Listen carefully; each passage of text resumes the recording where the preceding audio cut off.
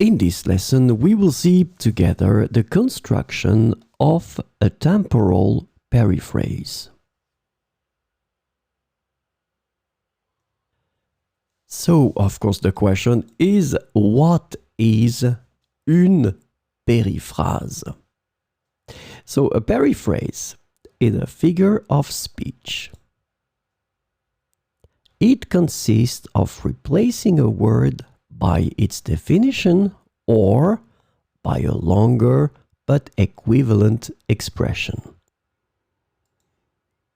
So, in other words, it consists of saying with several words what could be expressed by a single word or by several other words. So this is une periphrase, and definitely the concept here is a figure of speech, so expressing one concept in a different way. So this lesson is about the construction of a temporal periphrase. Temporal periphrases make it possible to express the immediate past and the near future. Normally, for the immediate past, we will use venir de. So the example would be je viens de finir ce livre. So you really want to express the immediate past. Je viens de finir. So remember that venir should be conjugated in the present form. Je viens de finir ce livre.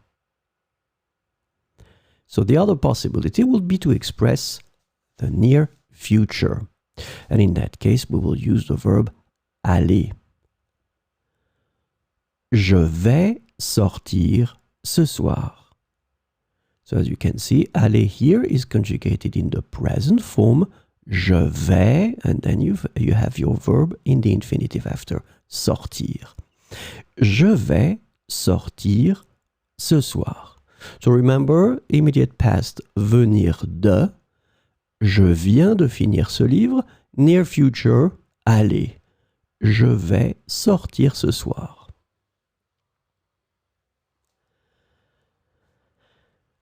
So, the periphrastic future, the one that we just saw, the near future, is more used in spoken language than the simple future. It's just a fact, so remember that it will be in fact quite easy. You will say, je vais regarder ce film, more often than je regarderai ce film. So, je regarderai ce film, it's the future simple, so the real future. But when we're talking about spoken French, in that case, we will use more often the near future. Je vais regarder ce film.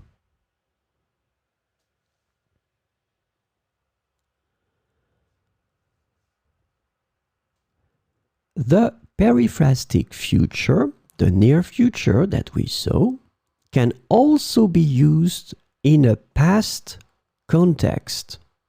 So now this is for advanced students. I will give you this example. Ils finirent leur projet et ils n'allaient plus jamais travailler ensemble après. Ils finirent leur projet et ils n'allaient plus jamais travailler ensemble après. In that situation, if you look carefully, first verb is finir here, and you can see that it's passé simple. That's the reason why I say that it's for advanced students. And the second one here, it's aller, and as you can see, it's imparfait. But in fact, we're using in that situation the verb aller, like we did previously, to express, in fact, the future in the past. Of course, related to the first verb, finir. So this event happened first, and after that, this is the near future in the past. Ils finirent leur projet et ils n'allaient plus jamais travailler ensemble après.